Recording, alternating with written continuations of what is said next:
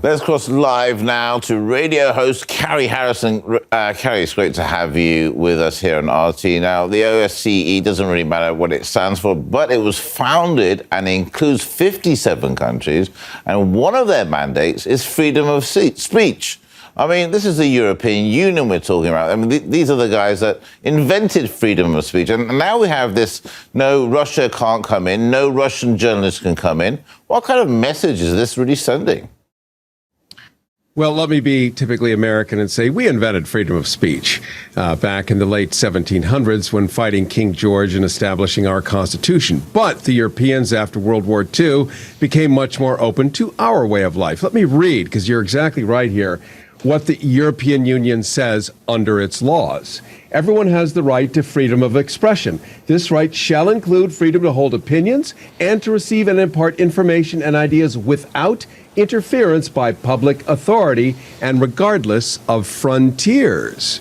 That means everyone gets to play in the sandbox. If you have a camera, a microphone, a pen and a pencil, you're supposed to be there. So this is a problem. Yeah, it is indeed. I mean, RT, as you know, is censored in many countries, although we know people use VPNs these days. I mean, but why do you think Western powers fear such an alternative news source? Well, an alternative news source offers alternative information to the official information. And I think every country has this problem, whether you're in Russia, whether you're in China, whether you're in the United States or Cuba or Venezuela, it doesn't really matter. There's going to be a certain theme that is repeated that is in the interest of your government and the people that own the media who function at the pleasure of the government allowing them to do so.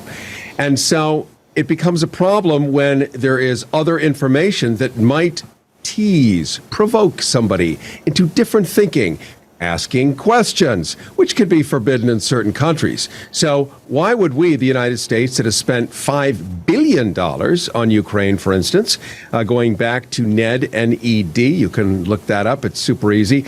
You find that we have invested so much in Ukraine to be able to put U.S. businesses in and other things, and we have a story to tell. If somebody is challenging that story and changing that story, then we have to explain what we were doing to begin with.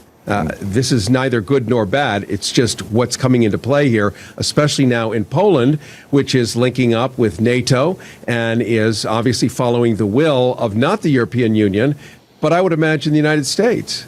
Yeah, that's very interesting. You know, if we kind of take a step back here, this meeting could have been the perfect time for maybe backroom talks between, maybe bring a resolution to the region. I mean, in your opinion, what benefits, if any, does the OSCE view from keeping this conflict alive?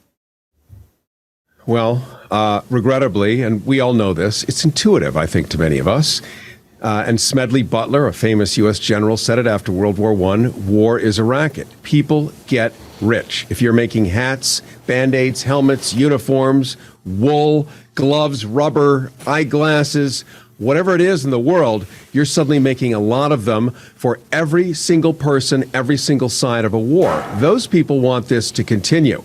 It's a fact. We know it. In fact, they've been bragging about it publicly on Wall Street here in this country, and certainly there's a lot of Europeans that benefit from having this perpetual war.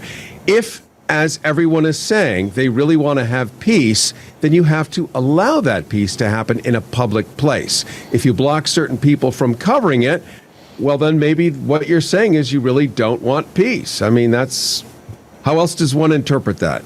Indeed, it's very worrying, and let's hope that they come to their senses and sit down and have a chat and a talk, so it's like civilized people. Radio host Cary Harrison, always a pleasure, sir. Thank you so much for joining us here at RT. Love talking to you. Thanks again for your time. Thank you, my friend. Are you moving cross-country? You've heard the horror stories about some moving companies. Rude employees show up who aren't careful with your valuables and may even lose them. Then, after their poor, unprofessional service is complete, you get to pick up the pieces while moving into your new home. At 1-800-PACK-RAT, we've got a much better method. You start by calling us for your free no-obligation quote. When you're ready, we'll drop a container off at your location. You pack your valued possessions at your leisure. They stay safe at your home. When you're ready, just call us. We'll pick it up and give you a scheduled date of when your furniture and possessions will be at your new home. Our all-steel portable storage and moving containers ensure your items are safe and secure, because our top priority is providing the best customer service in the industry. Call 855-348-4699 now for your free quote. That's 855-348-4699